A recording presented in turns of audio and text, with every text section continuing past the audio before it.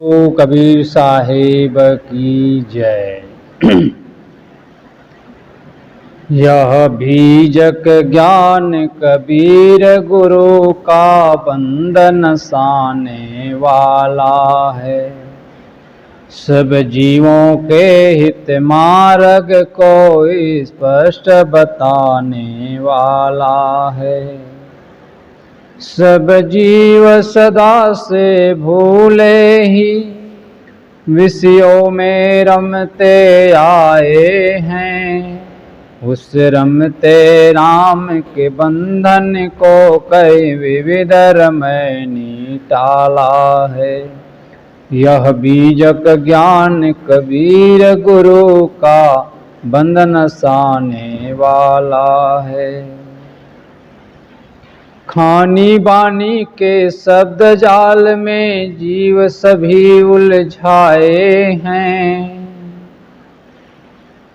कहीं शब्द सैन्य अति अनुभव से सब बंधन काट निकाला है। यह बीजक ज्ञान कबीर गुरु का बंधन साने वाला है। विद्वानों के वाणी मद को हर ज्ञान 34 से लिन्हा। विप्रों की मति गति शुद्धि है तू कहीं विप्रमति सियाला है। यह बीजक ज्ञान कबीर गुरु का बंधन साने वाला है।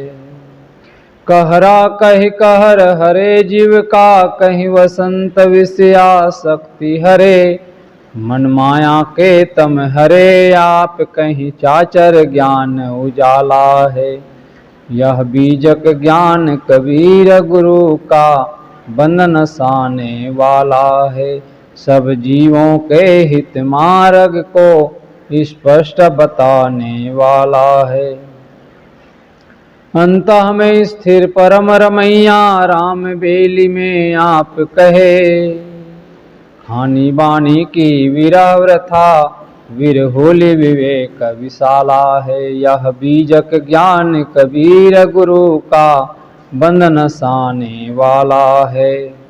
अविनाशी जीव कर्म के वश जन्मांधि हिडोले में झूले। पर कर्ण हिडोला कही विधिवत पारक पद दिया निराला है। यह बीजक ज्ञान कबीर गुरु का बंधन साने वाला है। जड़ साक्ष्य दृश्य से सदा पृथक साक्षी चिद रूप सदा अपना। साखी कही सकल ज्ञान खानी मत पथ धंधों का काला है। यह बीजक ज्ञान कबीर गुरु का बंधन साने वाला है। 11 पर कर्णों से भूषित है पारख ज्ञान भरा बीजक। रविवत इनके प्रकाश किरण तम मोहन साने वाला है। यह बीजक ज्ञान कबीर गुरु का बंधन साने वाला है। अति गूढ़ अगूढ़ विविध पद्यों शैली युक्ति से भरा ग्रंथ। विद्वान भी है टक्कर खाते अभिलाष अल्पमति वाला है। यह बीजक ज्ञान कबीर गुरु का बंधन साने वाला है। गुरु संत पारखी के द्वारा गुरु मुख पढ़ने से भेद खुले। बोधक सूरत की कृपा दृष्टि से पाया बोध उजाला है। यह बीजक ज्ञान कबीर गुरु का बंधन साने वाला है। बोलिए सद्गुरुदेव की जय।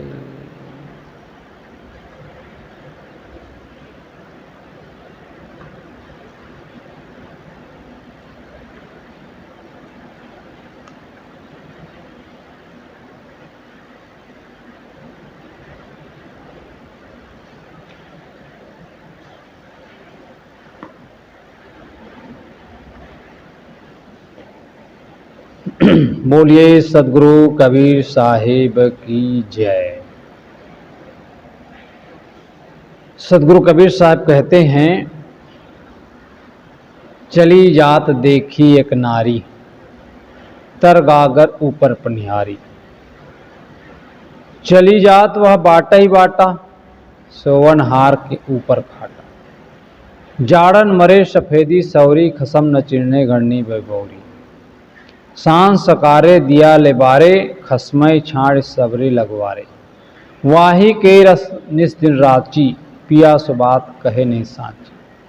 सोवत छाड़ चले पी अपना, ई दुख अब दो कहे कही सना। अपनी जांग उघार के अपनी कही न जाए, की चित जाने आपनो ही मेरो जन गाय। सदगुरु कबीर यहाँ कहते हैं, यहाँ पर चली जात देखी एक नारी। नारी का यहाँ पर अर्थ लगाया गया है मनोवृत्ति से। और तर गागर ऊपर पनिहारी। पनिहारी पनिहारी कहते हैं पानी भरने वाली को। यहां पर भी मनोवृत्ति ही है। चली जात वह बाटा ही बाटा। बाटा बाटा मतलब बाट, रास्ता, मार्ग। खाटा कहते हैं सैया को। यहां पर खाटा है छठ विकार। खसम न चिरने घरनी बैबौरी। खसम यहां पति है, चेतन जीव। घरनी है गृहिणी पत्नी, मनोवृत्ति।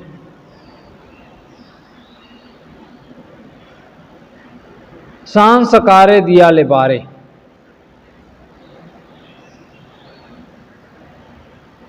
यहां पर बौरी है पगली, सवेरे है स्मरण करना। लगवारे लगवार। सोवत छाड़ चले पी अपना, ई दुख अब दो कहे के सना। लगवार उत्पत्ति, जार, नाना देवी देवता आदि। रस कहते हैं मोह को। राची आसक्त होना। पिया आत्मस्वरूप चेतन। अपनी जांग उघार के अपनी बुराई खोलकर। यहां पर रूपक में सदगुरु कबीर साहब जो है उदाहरण देते हुए कहते हैं, चली जात देखी एक नारी। कहते हैं कि मैंने एक स्त्री को पानी भरते हुए जाते हुए देखा। तो तमाशा यह था कि घड़ा तो नीचे था। चली जात देखी एक नारी, तर गागर ऊपर पनिहारी। गगरी जो है नीचे थी और पनिहारी ऊपर थी।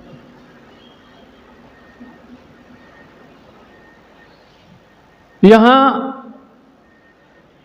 पनिहारी जो स्त्री है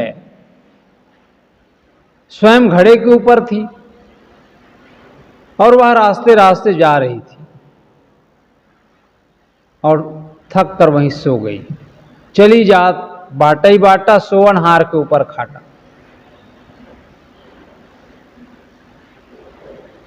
देखा स्वयं नीचे है और खाट उसके ऊपर है।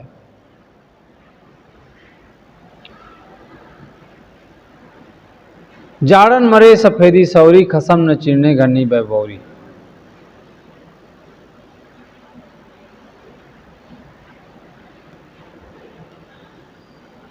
उसने रजाई ओढ़कर सो गई थी। अच्छी रजाई ओढ़ रखी थी वो,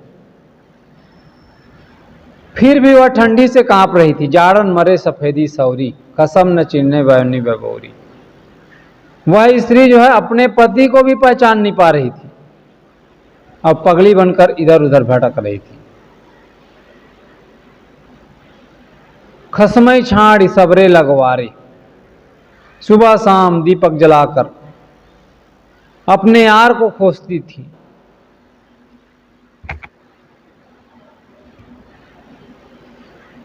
और अपने पति को छोड़कर लगवार की याद कर रही थी, निरंतर याद करती रहती थी और वह दीवानी अपनी जार के मोह में रात दिन लीन रहती थी। अपने पति से कपट करती थी और सच्ची बातें नहीं कहती थी, झूठ ही कहती थी। एक दिन तो अति हो गया। क्या हुआ? अपने पति को सोते समय छोड़ करके जार के साथ भाग गई। यह दुख अब किससे कहा जाए? अपनी कमजोरी सबके बीच में तो बताया नहीं जा सकता खोलकर। उन्हें तो अपना चित ही जानता है। जो अंतरंग लोग हैं उन्हीं से कहा जा सकता है, बाहरी लोगों से नहीं कहा जा सकता। सदगुरु कहते हैं, चली जात देखी एक नारी, चली जात देखी एक नारी, तरगागर ऊपर पनिहारी। यहां पर नारी है मनोवृत्ति।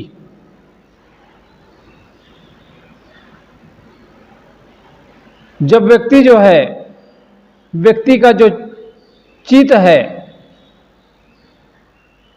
मनोवृत्ति है, जब चंचल हो जाता है तो उनको जो है अपने स्वरूप का बोध नहीं होता। मन जो है विषयों में भटकता रहता है, मनोवृत्ति चारों तरफ घूमती रहती है,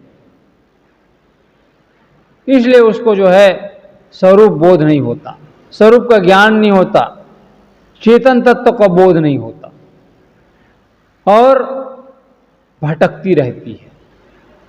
सद्गुरु कहते हैं, मैंने देखा कि एक नारी अपनी प्यास मिटाने के लिए भटक रही है जहां तहां। पानी का घड़ा तो नीचे है, लेकिन जब तक आदमी जो है घड़ा यदि नीचे है तो पानी नहीं पी सकता। घड़ा को ऊपर करना होगा। सद्गुरु यहां कहते हैं, जब तक घड़ा ऊपर रहेगा तभी तक नीचे हाथ लगा करके पानी पिया जा सकता है। मनुष्य की जो मनोवृत्ति है अहंकार में डूबी हुई है।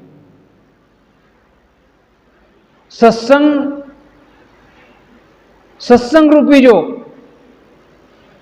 सत्संग एवं शरीर रूपी जो घड़े से ऊपर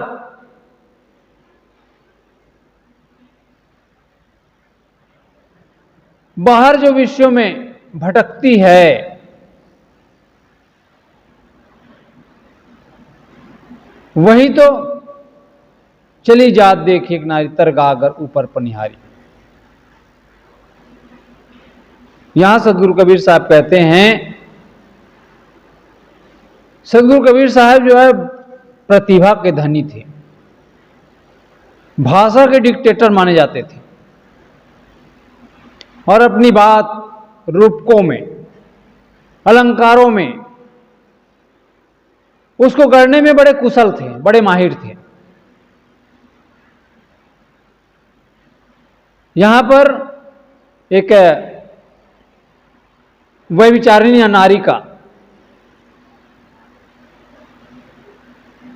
चित्रण किया गया है। सोचते ही बनता है, जगह जगह जो है उलटवासी तो रहती ही है। यहां सदगुरु कबीर साहब कहते हैं, चली जात देखी एक नारी,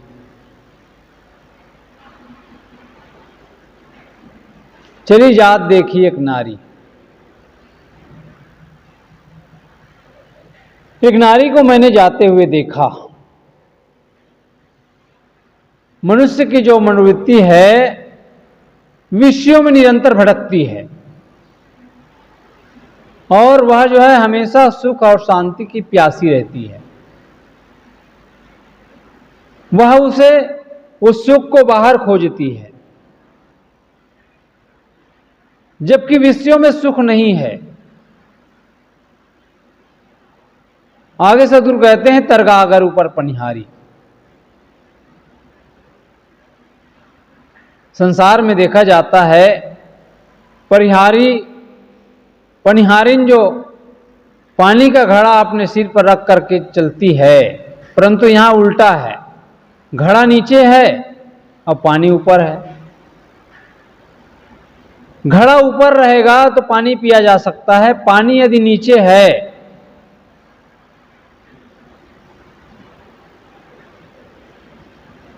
तो बिना हाथ लगाए पानी नहीं पिया जा सकता, झुकना पड़ेगा ही।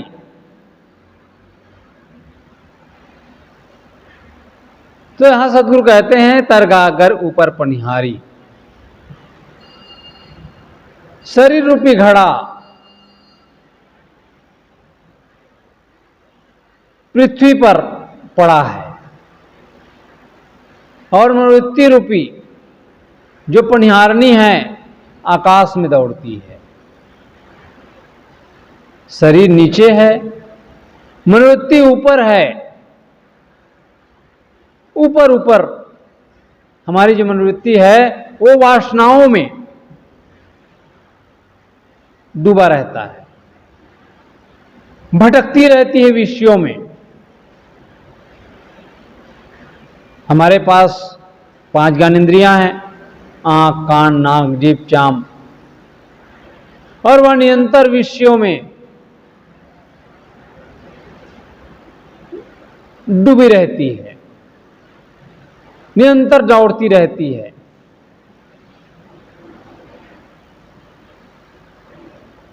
व्यक्ति जो है पानी तभी पी सकता है जब पानी पिलाने वाले हाथ जो है पात्र के नीचे रखेगा, तभी व्यक्ति जो है पानी पी सकता है। और यदि पानी की इच्छा वाला व्यक्ति घड़े के ऊपर हो तो वह पानी कैसे पी सकता है? मनोवृत्ति भी ऐसी है, जो सत्संग है वह जो है घड़े के समान है। सत्संग ज्ञान जल का घड़ा है और उसे प्राप्त तभी किया जा सकता है जब जो है हमारे पास विनय भाव हो, सेवा का भाव हो। सेवा का भाव नहीं है, विनम्रता का भाव नहीं है, तो हम जो है उस पानी को नहीं पी सकते, सत्संग रूपी पानी को। विनम्रता यदि नहीं है, सीखने का भाव नहीं है, तो आप पानी नहीं पी सकते। किसी भी तरह अहंकारी व्यक्ति कुछ भी प्राप्त नहीं कर सकता। अहंकारी रहकर कुछ भी नहीं सीख सकता।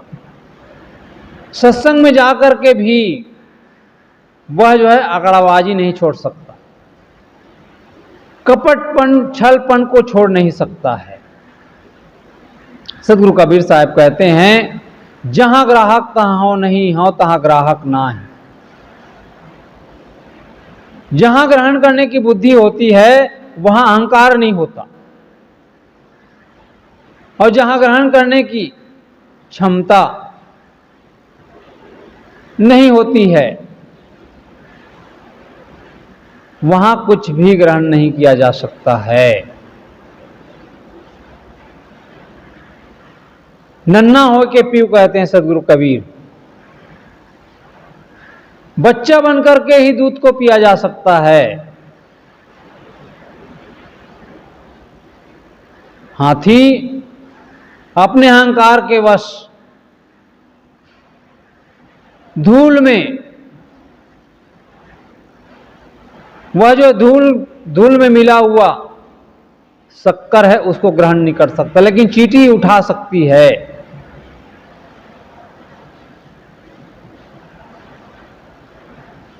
तो सदगुरु कबीर साहब कहते हैं, नन्ना हो के पीऊ, जवान बनकर नहीं। अहंकारी व्यक्ति, अहंकारी जो व्यक्ति है, उनके जीवन में सत्संग का, ज्ञान का, वचन का जीवन में चरितार्थ नहीं हो सकता है। तो सदगुरु कहते हैं, चली जात वह बाटा ही बाटा। भटकी हुई जो मनोवृत्ति है वह निरंतर चलती रहती है विषयों की ओर। विषयों के अनेक रास्ते हैं। व्यक्ति जो है धार्मिक भ्रांतियों में अधिकतर उलझे हुए हैं, खानी बानी में, विविध पंथों में।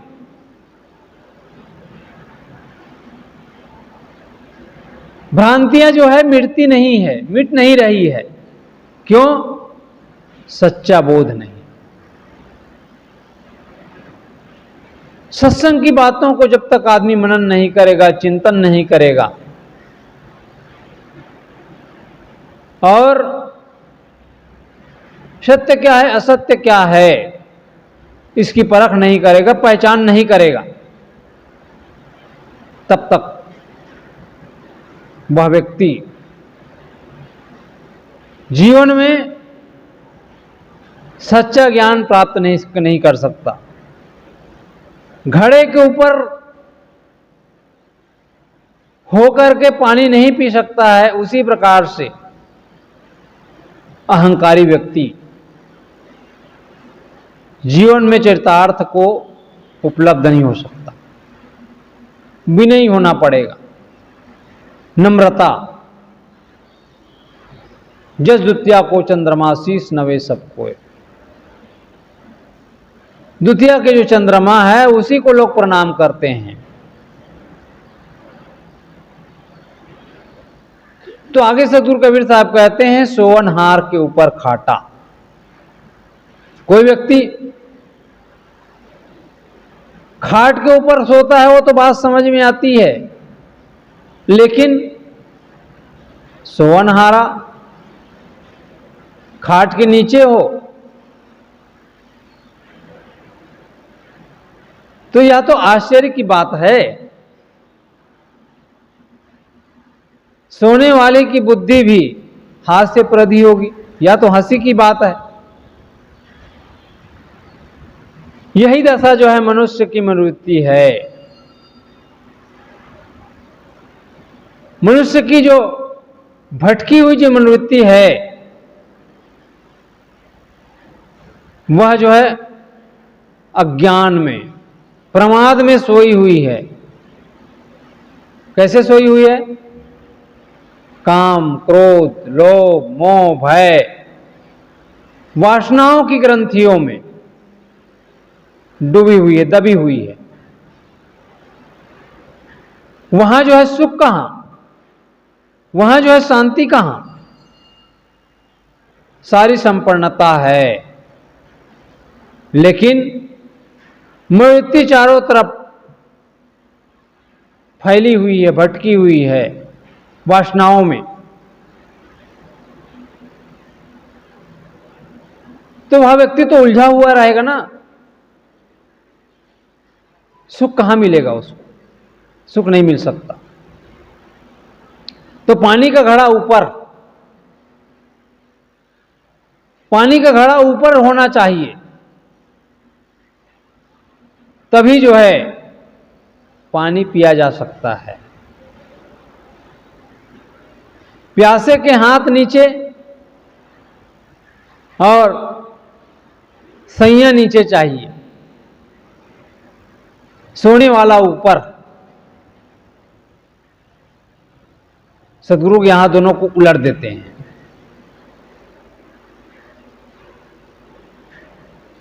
प्यासा अपने हाथ घड़े के ऊपर रखे हुए हैं तथा सोने वाला